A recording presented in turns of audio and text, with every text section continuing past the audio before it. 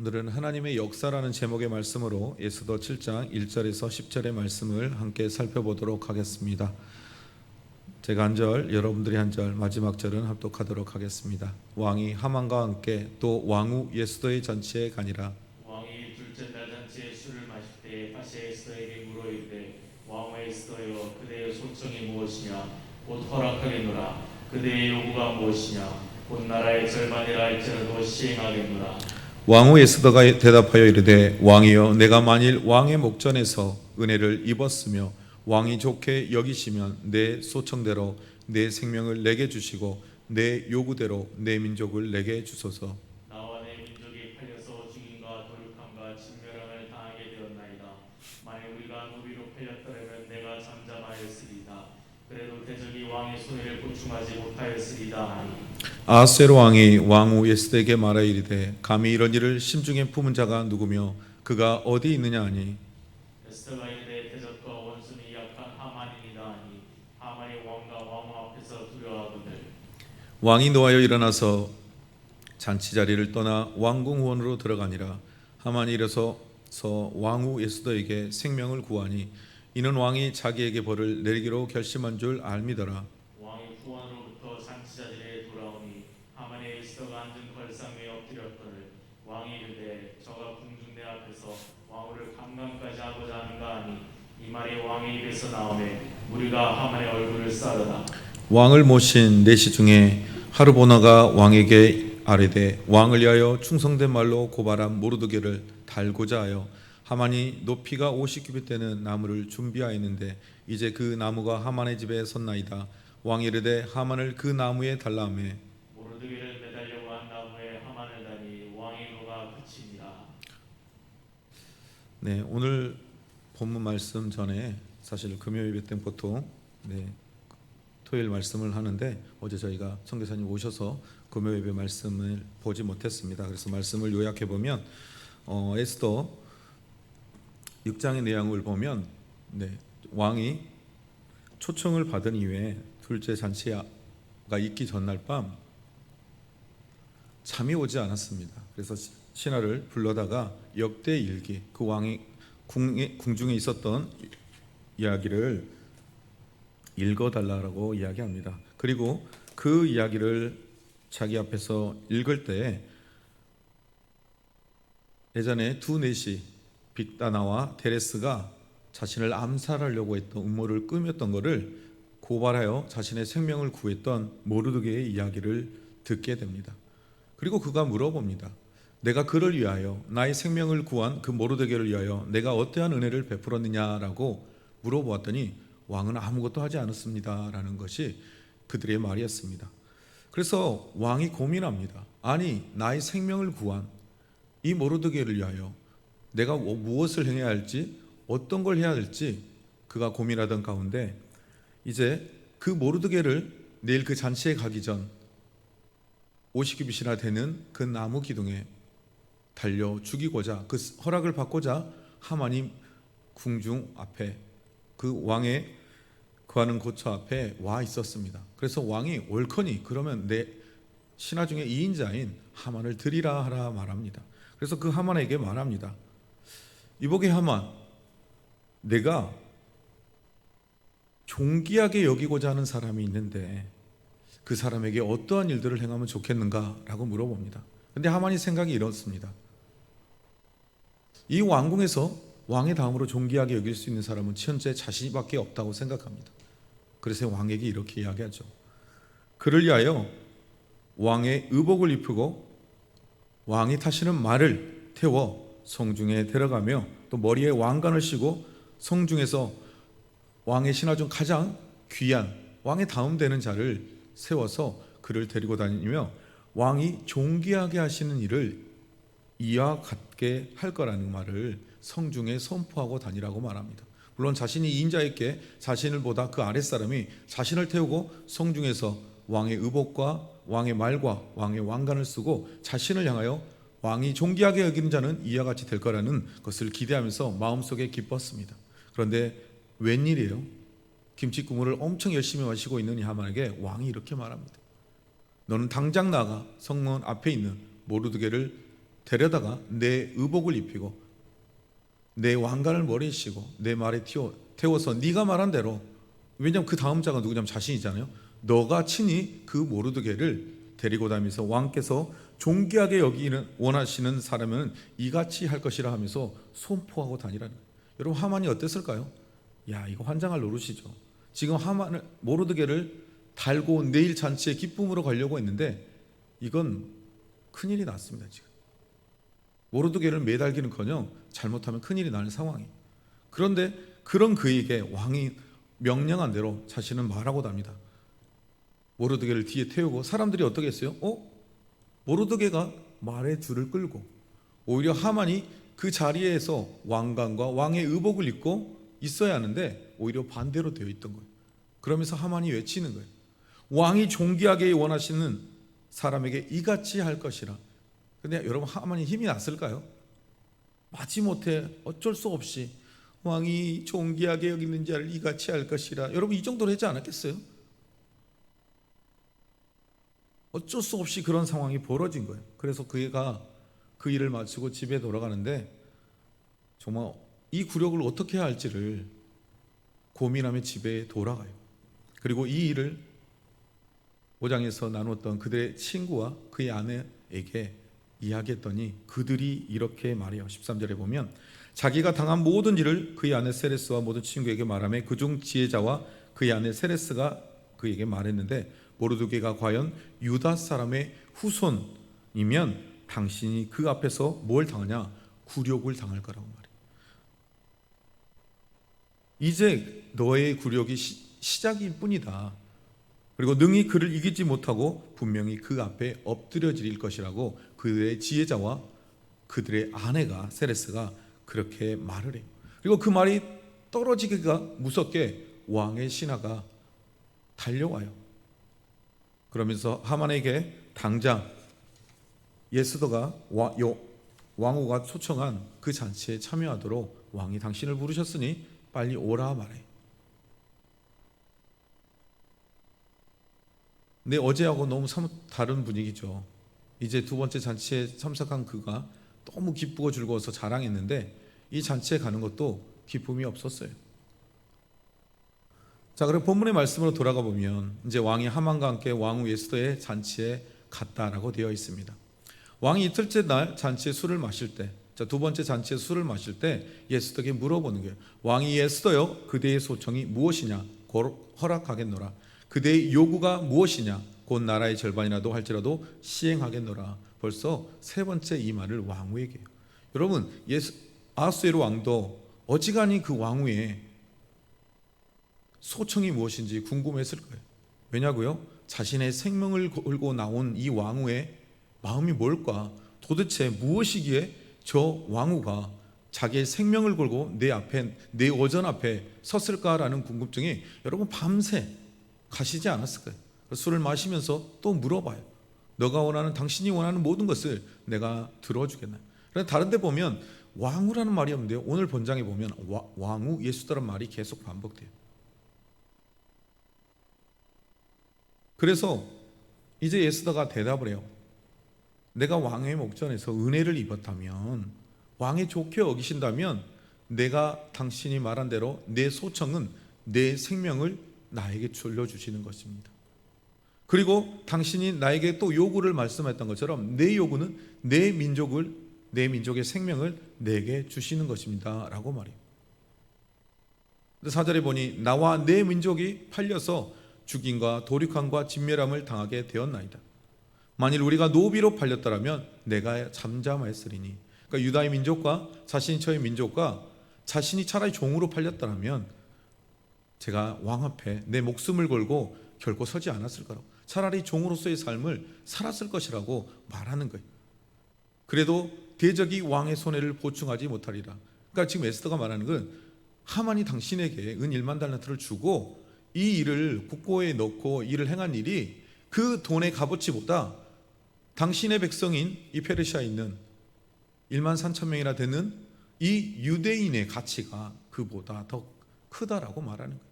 당신이 그 1만 달란트를 창고에 넣고 그것을 기분 좋아하지만 사실 그것보다도 당신이 그것을 허락함을 통하여 이루어지는 이 모든 일에 대한 손해가 더 클 것임을 에스더가 말해요. 그런데요, 5절과 6절에 보면 아하스웨로 왕이 이걸 모르고 있어요.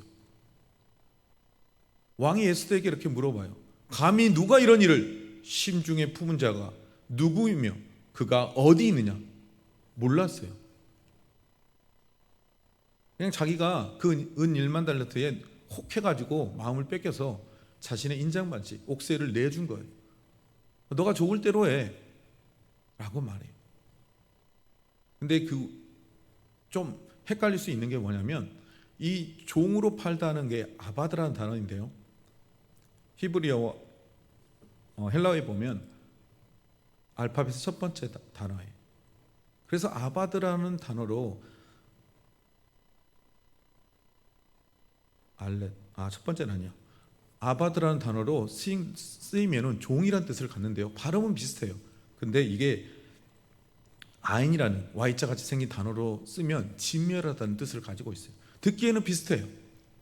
그 왕에게는 이렇게 말했을 수 있을 거라고 추정하는 사람들이 있어요. 주석가들에 의하면 그 왕에게는 그들을 팔아 당신의 종으로, 당신의 이 나라의 백성의 종으로 삶으면 당신에게 유익이, 그때도 보면 하나만 이래요. 유익이 될 거다. 그래서 유익이 될 거다 하니까 왕이 좋게 여겨요. 그래, 나에게 유익이 된다고? 그래, 종으로 삼는다고? 이렇게 생각을 했어요. 당신의 법을 따르지 않는 그 민족을 종으로 삼으면 당신에게도 유익이 될 것입니다 라고 했어요. 근데 그 말을 어떻게 유추할 수 있냐? 오늘 이 에스더의 말을 들으면 조금 전에 읽었던 것처럼 만약 우리가 종으로 팔렸다면 당신에게 내가 이렇게 나오지 않았을 거라.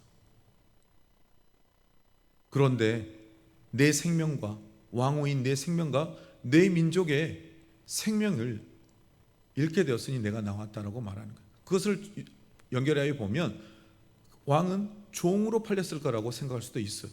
그러기에 오늘 왕이 그 말을 듣고 깜짝 놀래요. 도대체 누가 그런 마음을 그 마음 중에 품은 자가 있느냐, 그리고 도대체 누가 그 놈이 또 어디 있느냐라고 오늘 왕이 말하는 거예요. 그래서 에스더가 말할 때 대적과 원수는 이 악한 하만입니다 라고 말해요. 그래서 하만이 왕과 왕후 앞에서 두려워했다라고 되어 있어요. 여러분, 오늘 하만의 이 모습을 통해서 또 에스더가 하만을 향하 말하는 것처럼 대적과 원수는 이 악한 하만이다 라고 말하는데요, 저는 이 말씀을 보면서 여러분과 이렇게 한번 생각해 보았으면 좋겠습니다. 하나님의 뜻과 반대되는 행동, 반대되는 생각을 하는 사람, 하나님의 뜻을 거스리는 자는 하나님이 그를 향하여 이렇게 외쳐요. 대적과 원수더라. 내가 신앙생활을 하면서 하나님의 뜻을 거스리고 살아가는 부분이 있다면 그것이 내가 하나님을 대적하는 것이. 그래서 야고보서의 말씀에 그러죠. 하나님은 교만한 자를 대적한다. 여러분, 그를 교만하기 위해 하나님을 대적하는 거예요. 반대되는 생각과 뜻을 가지는 거예요. 여러분, 우리의 신앙을 잘 점검해 봤으면 좋겠습니다. 혹시 나는 하나님의 뜻과 반대되는 일들은 하고 있지 않나? 하나님이 원하시지 않는 뜻들을 따라가지 않나? 여러분, 한번 우리의 신앙을 점검해 보는 시간이었으면 좋겠습니다. 자, 다음 말씀을 보면 왕이 이 말을 듣고 노하여 일어났다라고 되어 있습니다. 자신이 믿고 자신의 이인자로, 모든 신하들의 이인자로 세워놓은 이 하만이 자신이 사랑하는 왕후를, 그 생명을 죽이고 그의 민족을 죽이려고 한다는 말에 왕이 어찌할 바를 모릅니다. 그래서 그가 일어나서 잔치 자리를 떠나 왕궁의 후원으로 들어가요. 왜 들어갔을까요? 이제 사태 파악이 된 거예요. 아, 내가 그때 하만에게 은 1만 달란트를 받고 내 인장 반지를 내주고 네가 알아서 그 조서를 꾸며 이 땅에 있는 모든 그 내 말을, 법을 어기는 민족을 알아서 하라고 줬는 그 인장 반지가 내가 줬는데 이제 난리 났죠. 왜요? 왕의 인장 반지가 찍힌 법은 그 법을 거스릴 수가 없어요. 한 번 선포되면 그걸 뒤바꿀 수가 없어요. 근데 그러면 어떻게 해야 돼요? 지금 왕후를 죽여야 해요. 누구의 손으로? 자기가 허락해준 그 승인된 인장 반지 때문에. 그리고 자기가 어제 그 드높였던, 자신과 같이 존귀하게 여기는 그 모르드게가 또 그의 민족이 다 죽어야 된다는 걸 이제 안 거예요. 아, 그들이 유대 민족이었구나.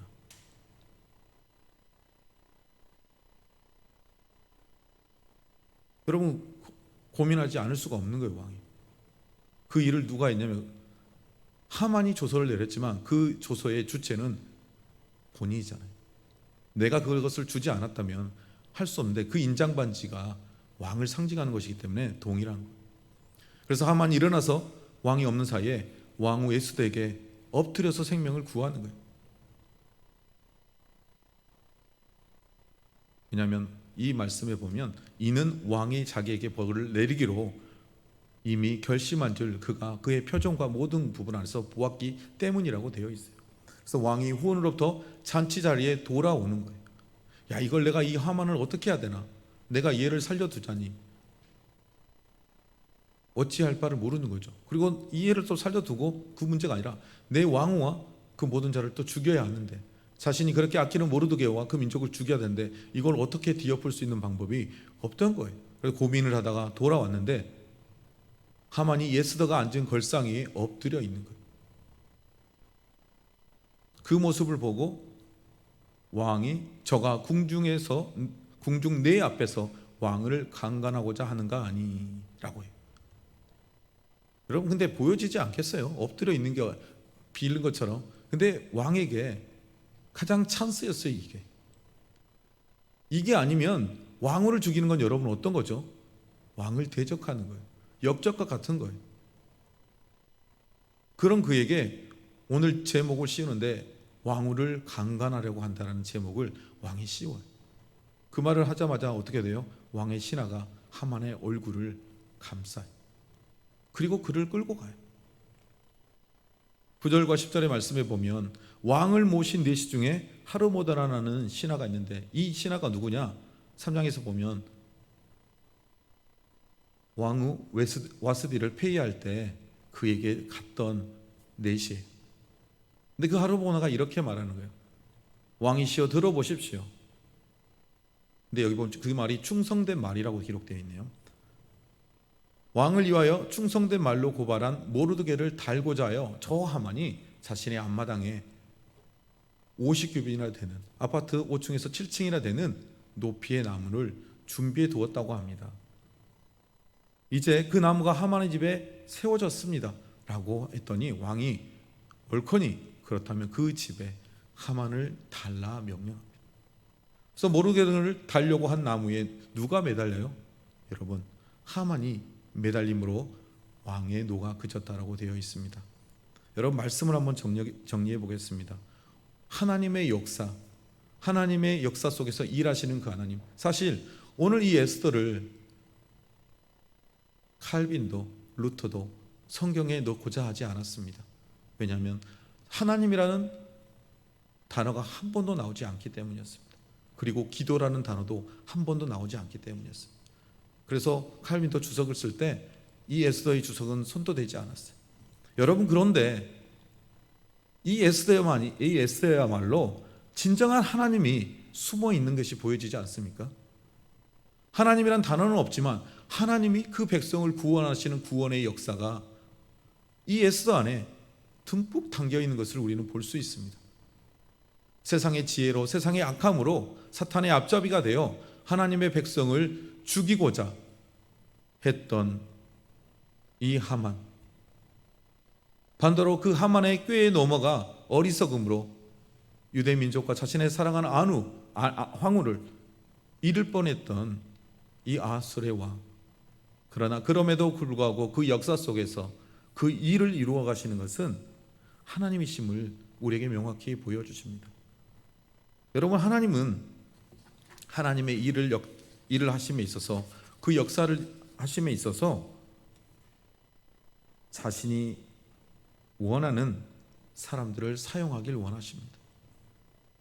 하나님 앞에 납작 엎드려서 하나님의 뜻을 구하고 하나님의 선하신 때를 이루시기 원하는 하나님의 사람들을 통해서 그 뜻을 이루는데요, 사랑하는 성도 여러분, 그 쓰임받는 도구가 저와 여러분 모두가 되기를 주님의 이름으로 축복드립니다.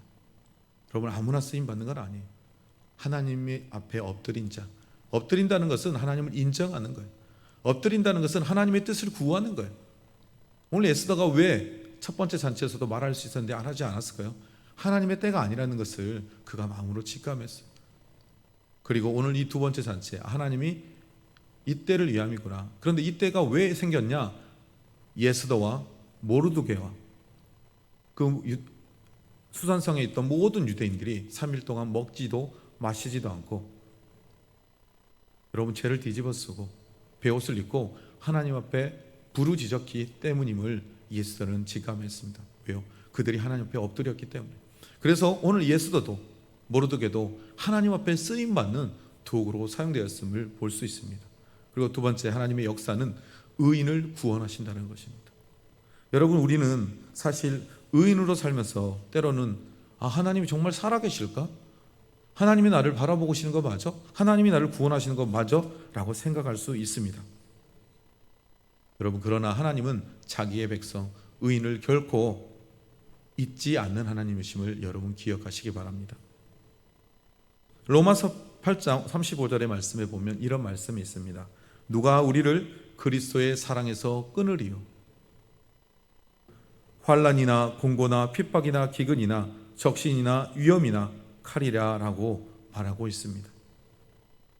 그리고 로마서 8장 37절 말씀에 보면 그러나 이 모든 일에 우리를 사랑하시는 이로 말미암아 우리가 넉넉히 이기느니라. 여러분, 때론 힘들고 어렵고 이 모든 상황이 우리 안에 닥쳐오지만 하나님은 우리를 사랑하시고 우리가 이 모든 일을 넉넉히 이길 수 있는 힘과 능력을 주시는 분임을 믿으시기 바랍니다. 세 번째로, 하나님의 역사는 악인을 심판하신다는 것입니다. 시편 1편 5절 6절의 말씀을 보면 이런 말씀이 있습니다. 그러므로 악인이 심판을 견디지 못하며 죄인이 의인의 해중에 들지 못하리로다. 대저 의인의 길은 여호와께서 인정하시나 악인의 길은 망하리로다. 뭐라고요? 의인의 길은 인정하지만 악인의 길은 망한다는 것입니다. 여러분, 시편 1편을 통하여서 여러분 악인의 길은 멸망하신 것임을 보여주셨던 것처럼 여러분 우리 또한도 그러면 어떻게 해야 되냐? 악인의 길에 서지 않아야 합니다.